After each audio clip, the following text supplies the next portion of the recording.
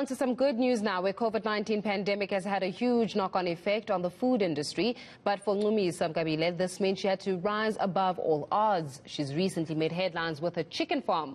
Mkabile now is harvesting her homegrown spinach. This is part of continued efforts to sustain food security in communities amid COVID-19. She joins us now for this conversation. Ncumisa, thanks a lot for joining us this evening. Here's something fascinating about you. You learned farming from the internet. Okay, thank you so much for also having me on the show. So tell us about it. I mean, I was just so shocked to learn that you learned how to farm from the internet, that you didn't study it. In fact, even the idea of being an agripreneur was something completely new for you. You learned it on the internet. How did you do so? Okay, so what basically happened, before I started farming, I had a catering company. So I had to close down due to the pandemic. So the catering company was my only source of income, so I actually needed to think of a plan. So I started with selling hard-body chickens, but at that time I was actually buying it from a supplier and doing door-to-door deliveries. So when I saw that the demand was high, I actually decided to be a supplier myself, where I would actually supply people who would like to start their own businesses while also doing the door-to-door deliveries.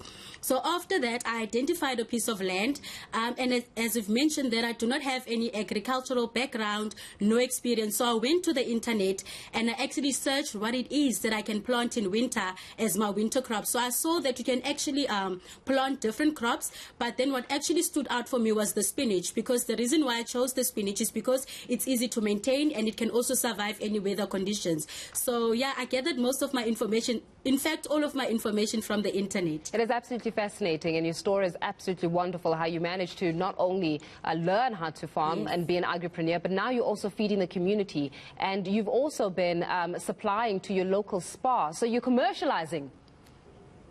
Yes, and it actually came as a shock for me, because I did not even imagine that everything would be happening so soon, that I'll be supplying supermarkets, because I just thought that I was going to supply the spinach to the local street vendors, but then everything happened so fast, and I'm truly grateful and happy for the opportunities that are just unveiling themselves to me.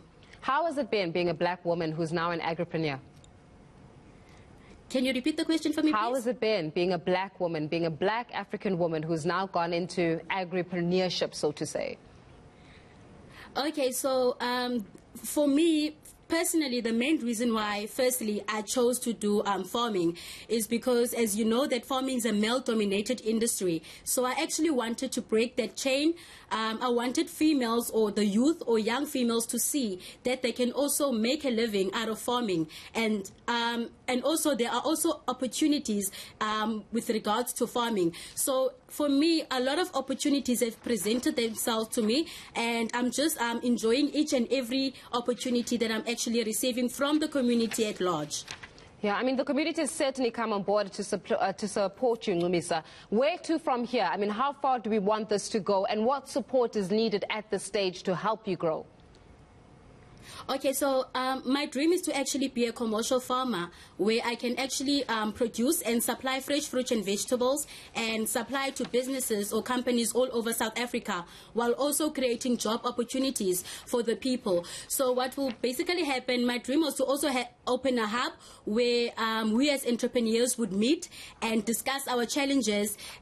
So I'm starting that hub next week on Friday. So the hub is starting. So it's something that is very close to my heart, because I want us entrepreneurs to actually be there for each other, to support each other and empower each other. So that is my dream. So at the moment as well, I do not have an irrigation system. So I'm currently using watering cans to actually water the whole farm. So that is also the challenge for me at the moment. You know, Ncumisa, to hear your story is one that provides hope. You're a 27-year-old young lady who decided that she's going to learn how to farm and is making a success out of it. That you should be absolutely proud of. But what I do understand is the fact that your story is one where you started against all odds. So talk to us about the against all odds part. What did you have to go through to get to where you're at?